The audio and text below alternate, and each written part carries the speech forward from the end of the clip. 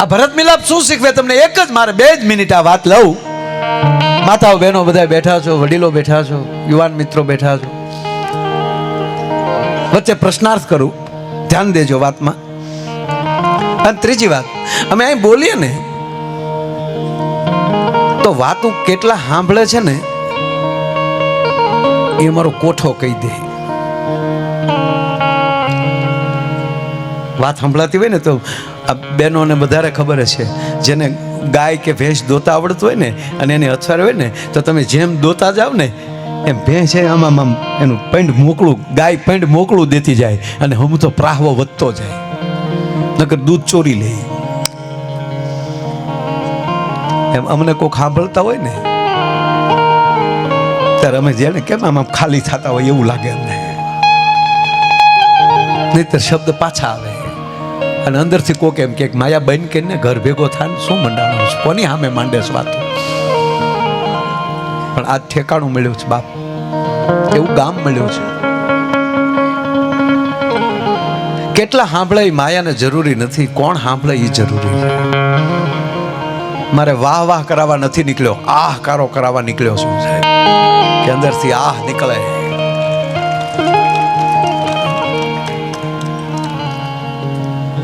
ટૂંકી વાત, પરિવારમાં કંકાસ શું કામ થાય છે એનું કારણ એક અર્ધ સમજણ. અર્ધ સમજણો સાહેબ. હવે સાંભળજો, 2 જ મિનિટમાં લઈને પાછું મારે તમને જે હાસ્ય બાજુ જવું છે ત્યાં જવું. પણ આજ 2તું વરહ છે, આજ રામ લંકાથી ઘરે આવ્યો છે. 14 વર્ષ પૂરા કર્યા હતા. પણ મારે વાત એ કરવી કે આપણે દશરથ રાજાના દીકરા તો નથી ને આપણે. હા, તમે રઘુવંશી પરંપરા ખરી, પણ હાલમાં વર્તમાનમાં આપણે રામના ભાઈ નથી, આપણે શેષ નારાયણનો અવતાર નથી, બરાબર? તો લક્ષ્મણ તો ઈ હતા ને, લક્ષ્મણજી હતા. તો અડધું સાંભળેલું, અડધું સમજેલું, અડધું સમજે છે લક્ષ્મણ અને કેવો નિર્ણય લઈ લે છે. સાંભળજો, હવે સહેજ પ્રવેશ કરું છું રામાયણમાં. કે ભગવાન રામ અને લક્ષ્મણ અને જાનકી ચિત્રકૂટ બેઠા છે, ઋષિઓ થોડાક બેઠા છે. એમાં આમ ભયથી વ્યાકુળ થઈ અને હરણાવો, મૃગલાવો, વનના પ્રાણીઓ આશ્રમમાં દોડતા દોડતા આવે છે. એટલે ભગવાન આમ જોઈ ગયા, ચમકી ગયા. એમાં ભીલના માણસો આવે છે, આદિવાસી વનના માણસો. કે પ્રભુ, હા, ધૂળની ડમરીઓ ઉડે છે. કે પ્રભુ આમ લાંબો હાથ કર્યો. પ્રભુ, ભરત અને શત્રુઘ્ન સેના લઈને આવે છે. શું કીધું? ભરત અને શત્રુઘ્ન સેના લઈને આવે છે. એટલે ભગવાન રામ આમ છે જોયું, અને એમાં લક્ષ્મણ ઊભા થાય છે. સાંભળજો, સ્વામી માફ કરજો. આ યુવાન મિત્રો, પરિવાર ખાસ સાંભળે મારો બાપ 2 મિનિટ. ભગવાન રામની સામે લક્ષ્મણ ઊભા થઈ જાય છે. માલિક, સ્વામી માફ કરજો, તમારી આજ્ઞા વગર બોલું છું. શું સમજ્યા છે કઈ કઈ નો દીકરો? કે 14 વર્ષ પછી જઈને તમે પાછા ગાદીએ ન બેસી શકો, એટલે વનમાં તમે એકલા છો, એટલે સેના લઈને આવે. એને આજીવન ગાદી જોવે છે. ભૂલી ગયો ઈ અરે લક્ષ્મણ છે. આવું આવું બોલે છે સતત લક્ષ્મણજી. પ્રભુ, એ તમારું પદ ન જાળવી શક્યો, એ અયોધ્યાની ગાદીને ચીરવી ન શક્યો. આ અને પછી જે રાજાઓ નહોતા જીરવી શક્યા એના એક એક લક્ષ્મણ નામ આપે છે. અને એમાંલી ક્રોધિત થઈ આંખમાં જવાળાવું મળી લક્ષ્મણને નીકળવા, અને ભગવાન રામના ચરણમાં ઝૂકી એના ચરણની રજ માથા ઉપર ચડાવીને એટલું કીધું, તમારા ચરણની સોગંદ, ભરત અને શત્રુઘ્નને હું જીવતા નહીં જવા દઉં. હવે ભલે ભાઈ આવે. હાથીના ઝુંડ ઉપર જેમ હાવજ સિંહ ખાબકે, એમ હું બેયના સેના ઉપર ખાબકીશ. તેતરના ટોળા ઉપર જેમ બાજ ખાબકે અને જેમ વેર વિખેર કરી નાખે, એમ એની સેનાને લક્ષ્મણ વેર વિખેર કરી નાખશે. ભગવાન રામને બોલવાનો અવસર ન રહેવા દે છે લક્ષ્મણ. એટલું બોલે છે. એમ આકાશમાંથી દેવતાઓ વાણી કરે, અરે શું બોલે છે? આકાશવાણી થાય છે કે વિચારા વગરના વેણ કોક દી અફસોસ કરાવે છે લક્ષ્મણ. ઓ આરથી વિચાર્યા વગર બોલાય ગયું. અને પછી ભગવાન રામ એમ કહે છે, લક્ષ્મણ, પદ તો ઈ નો જીરવી શકે કે જેને સાધુનું ચરણ ન શેવ્યું હોય. રામ બોલે છે, તું કોની વાત કરે છે લક્ષ્મણ? એને આવવા તો દે. શું બોલે બોલ કરે છે તું? એને આવવા તો દે.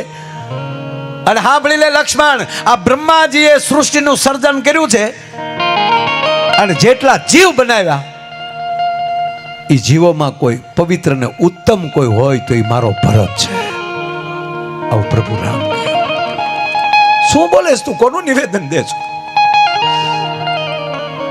કોની ભેગો છો એ તો જો. આમાં પેલું ઈ શીખવાનું, એક પરિવારમાં બીજાનું દીધેલું કાનમાં ન નાખવું અને અર્ધને કોઈ દી સત્ય ન સમજવું. અર્થા તો એ ભરતની આવે છે બાપુ. ટૂંકી વાત લઉં, અમારે 1 મિનિટમાં પૂરી કરી દઉં. એ આવે છે તા તો દડતો દડતો આવતો હતો ભરત. રામ રામ. અરે ભગવાન રામના ચરણમાં આવીને જ્યાં દંડવત પ્રણામ કર્યા, પોતાના દેહનો ઘા કરી દીધો ભરતે. અને ભગવાને ધૂળમાં લે કહેવાય ઉભો કર્યો ભરત. સાચી સાહેબ ભરત, બસ બાપ. દોર ઉભેલો લક્ષ્મણ. અરે એ સરસ્વતી, તે મારા મોઢામાં લે આ ભરત માટે આવું બોલાવ્યું. હવે મારે જીવવું કેમ? આ ભરત લક્ષ્મણના વિચાર. અરે આના માટે હું આવું બોલી ગયો થોડીક વાર પહેલા. હવે ધરતી માગ આપે તો હમાઈ જાઓ. ધરતી માગ આપે તો હમાઈ તો જાય, પણ પ્રાયશ્ચિત ક્યાં કરવા જાય? એની કરતા જીવી અને રામની સેવા કરી અને આ શબ્દોનું પ્રાયશ્ચિત કરવું. ત્યાં ત્રણેય માતાઓ આવે છે, આખી અયોધ્યા આવે છે. ભગવાન રામને એમ થાય છે કે મારો લક્ષ્મણ ઉપાધિમાં મુકાણો. બાપુ રામે હાથ કર્યો, આવ લક્ષ્મણ આવ આવ. ભેટ ભરતને. ત્રણે ભેટ્યા અને સાંભળી લ્યો, ભગવાન રામને ભગવાન શું કામ કહે છે? રાવણને માર્યો એટલે ના, આ સ્વીકાર ભાવ છે એનામાં. જેને અપરાધ કર્યો હોય એને પ્રેમ કરતા જેને આવડતું હોય. આવો વીરવર પુરુષ આ ધરતી ઉપર કોઈ આવ્યું નથી સાહેબ. એક સાથે 31 બાણ ચડાવવાની તાકાત. રામ એટલે શક્તિ પરાકાશના. એક સાથે 31 બાણ. રાવણ માટે 10 મસ્તકના 20 ભુજાના 31મું નાભીનું 31 બાણ ચડાવવાની તાકાત. એ એવી તાકાત હોવા છતાં જેને અતિ અપરાધ કર્યો હોય એને ક્ષમા દેવાની પેલા તાકાત ધરાવતા હતા. ભલામાં ભરતને કહે છે લક્ષ્મણને કહે છે કે લક્ષ્મણ, હવે જો ત્રણેય માતાઓ આવે છે, એકલો ભરત નથી આવ્યો, બધા આવ્યા છે, આખી અયોધ્યા આવી છે. હવે બેનો સાંભળજો ખાસ આ વાત, આ 1 મિનિટ તમારા માટે. હારે માં કઈ કઈ છે ભરત લક્ષ્મણ? અને ત્રણેય માતાઓ પહેલા કઈ કઈને પગે નો લાગતો તને રાઘવના સોગંદ છે. કારણ કે કઈ કઈના પેટમાં પસ્તાવાની ઝેરણી હાલે છે. કરર મેં શું કરી નાખ્યું? અને આ હવે એ પ્રસંગ વાંચી લેજો, ટૂંકી વાત કહું એ લેજો, કલાક 1.5 કલાક થશે. પણ બધા આવ્યા જે આખો દીની એક ચર્ચા થાય છે. ભરત કહે છે હું ગાદીએ ન બેસું, જે કાંઈ એ ચર્ચા તમે સાંભળજો. શું ભરત પ્રશ્નો કરે છે, રાઘવ એના જવાબ આપે છે. મંત્રીઓથી લઈને બધા ત્રણેય માતાઓને પૂછવામાં આવે. પણ ટૂંકમાં અંતે નિર્ણય થયો કે ભરત પણ ગાદીએ નહીં બેસે, ભગવાન રામની પાદુકા અયોધ્યામાં પધરાવવામાં આવશે અને ભરત નંદીગ્રામમાં તપ કરશે. ભરતે કીધું ગાદીએ નહીં બેસું. પછી સાંજ પડી, અયોધ્યાથી બધી સામગ્રી આવી હતી, તંબુ નખાઈ ગયા હતા. આજની ભાષામાં જેને ટેન્ટ કહી આપણે, તંબુ નખાઈ ગયા હતા. બધા ઉતારાની વ્યવસ્થા થઈ ગઈ હતી, રસોઈ થઈ ગઈ, બધા જમી અને પોતપોતાના તંબુમાં આરામ કરવા ગયા રાત્રિનું. સાહેબ હવે આ મિનિટ છે ને મારી નાખેવી છે. બધા એના ઓરડામાં રૂમમાં જે બનાવ્યા હતા તંબુ એમાં વયા ગયા. હવે સાંભળજો બેનો, કે આપણને આપણા લગ્ન થઈ જાય પછી આપણે બહુ મોટા ખાતેદાર છીએ, મોટા ઉદ્યોગપતિ પણ છે, બિલ્ડર પણ છે, જે કાંઈ જેટલા બિઝનેસ છે એ બધા આપણે કરી શકીએ, એ બધું આપણી પાસે છે. મર્સિડીઝ ઓડીથી માંડીને રોલ્સ રોય સુધીની આપણી પાસે ગાડીઓ છે, હેલિપેડ પણ છે, ઘરના 2 હેલિકોપ્ટર છે, અને એરપોર્ટના પાર્કિંગમાં આપણા 2 પ્લેન પીડ્યા છે. ટૂંકમાં આવડા મોટા છે, રિલાયન્સ ને બધું આપણા ખીચામાં છે. માની લો અયોધ્યાથી એટલું, કારણ કે એની જેટલું તો આ બધું કરી તો એ નથી પાર આવે. અયોધ્યા પાસે એ હતું ને. આ બધું આપણને હોય, પણ આપણા લગ્ન થઈ જાય અને આપણા સાસુ સસરા આપણને પહેરે કપડે કાઢી મૂકે કે નીકળી જાઓ, અને પછી તમે આ તળાવની પાળે ઝૂંપડું કરીને રહેતા હો બરોબર દૂર, અને પછી તમારા બા અને તમારા સાસુ બેય તમને મળવા આવે, તો તમે પેલા કોને મળશો?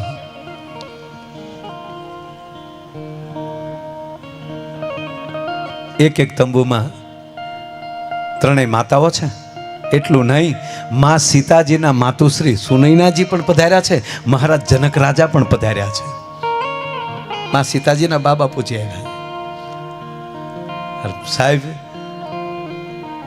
માં જાનકી રાતે ઊભા થયા અને કઈ ના કક્ષમાં ગયા, કઈ ટૂટીઓ વાળીને હોતા હતા. અરે મારા છોકરાઓની એ માં સરસ્વતી, તું મારા જીભે બેસીને તે શું કર્યું? મારા બાળકોનું જીવન ઝેર કર્યું. આ પાણાના ઓશિકે સુવે, ખડની પથારીઓ સુવે છે. હે ભગવતી, મારા મોઢે તમે શું બોલાવ્યા?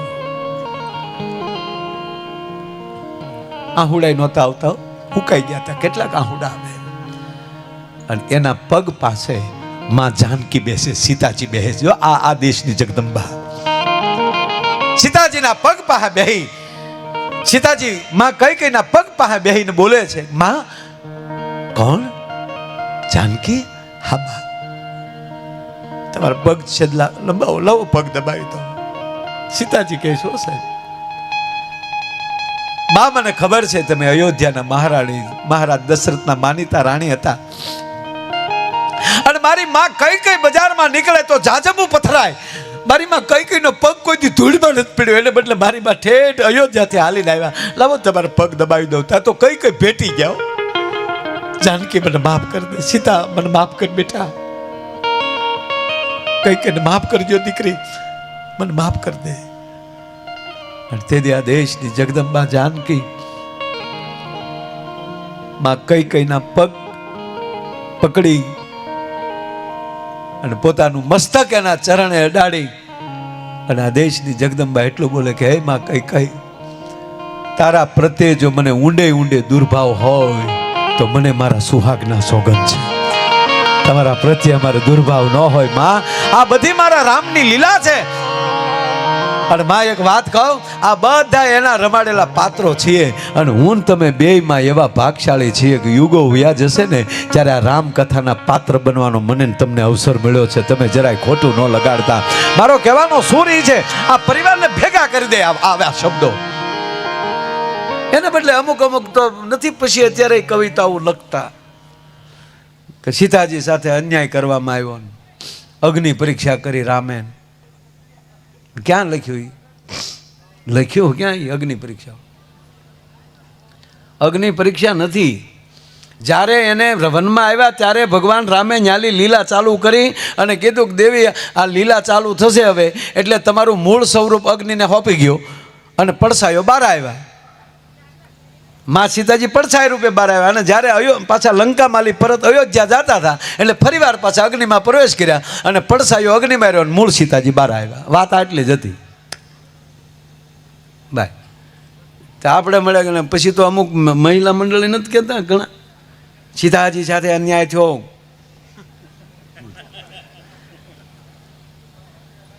નથી એવું કરતા? હમણાં 2 દીકરીઓ કોલેજમાં ને બહાર કોલેજ પૂરી કરીને બહાર નીકળી, 2 બેનું વાતે કરતી જાય. એ કે બેન તે રામાયણ વાંચ્યું? કે બોલે કે મેં 2 વાર વાંચ્યું. મારે એકચ્યુઅલી શું છે, ગ્રેજ્યુએશન પૂરું થાય પછી મારે રામાયણ ઉપર PhD કરવું છે. બહુ સારી વાત છે PhD કરે તો, પણ કેવલ આગળ ડૉક્ટર લગાડવા માટે નહીં, એમાં પ્રવેશ કરી જાઓ. એ કે મારે પીએચડી કરવાનું છે ને એટલે મેં 2 વાર વાંચ્યું. બોલે કે મેં 1 વાર વાંચ્યું. તક તને કેમ લાગ્યું? એ કે મને મજા ન આવી. બોલ મને જામ્યું નહીં. કે કેમ? સીતાજી અભણ હશે. બોલ લે સીતાજીની ભૂલ્યું કાઢ્યું છે બેઠી બેઠી. સીતાજી અભણ હશે. એ કે કેમ? એ કે રામને વનવાસ મળ્યો હતો ને તો પછી ખોટું સાથે સાથે હેડ્યું જવાનું. તો રામ જીયાવત ને ખોટું. દશરથ જેવો સસરો હતો કે એટલો અયોધ્યામાં કશું ઘટતું નહોતું. બોલ. અને જનક જેવો બાપ કચ્છું ન ઘટવા દે. અરે બાપુજી ત્યાં વયા જાય પણ ખોટો યાર જવાનો લંકામાં ઠેડ ગયા ને યાર પેલો રાવણ યાર. એ કે હું હોઉં તો જાવ જ નહીં. પણ તું ક્યાં જનકનું સોરું છું? અને તારે હાટું સ્વયંવર થોડો કરવાનો હોય. તારું તો ધ્યાન રાખવાનું હોય અમારે. તાવળી વળી બીજી શું કે હું હોત તો વય જ જા. તાકે ઘરમાં 3 સાસુ એની કરતા તો જંગલમાં સારું. લે આ હાટું રામાયણ લખી તુલસીદા બાપુએ. માટે રામ કૃપાએ ને રોજ દિવાળી બાપ રંગ ના ટાણા રે પણ આવા હારા કામ કરે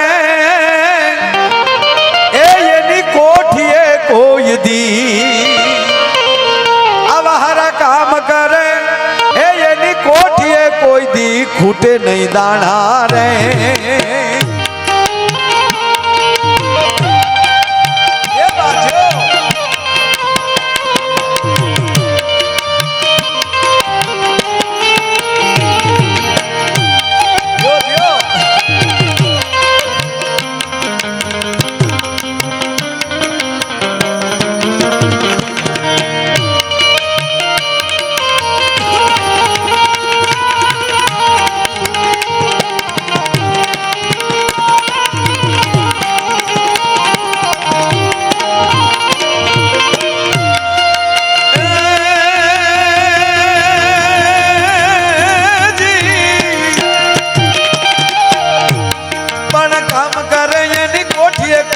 ખૂટે નહીં દાણા રે વાલીડા મોજ મારે મોજ મારે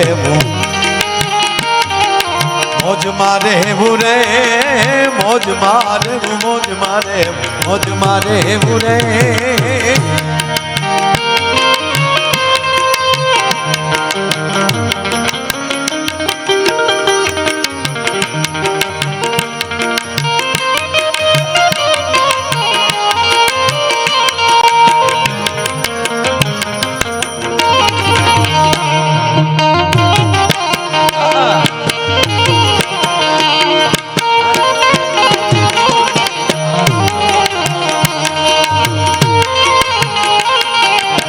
ખરેખર મોજ બહુ છે આજે. કેવી મોજ છે? મોજમાં રહેવું બરાબર. મોરબની થન ગાટ કરે મન મોરબની થન ગાટ કરે. મેઘાણીની રચનાઓ. આ મોજમાં રહેવું એ તખતદાનજીની રચના. મોરબની થન ગાટ કરે મન મોરબની થન ગાટ કરે.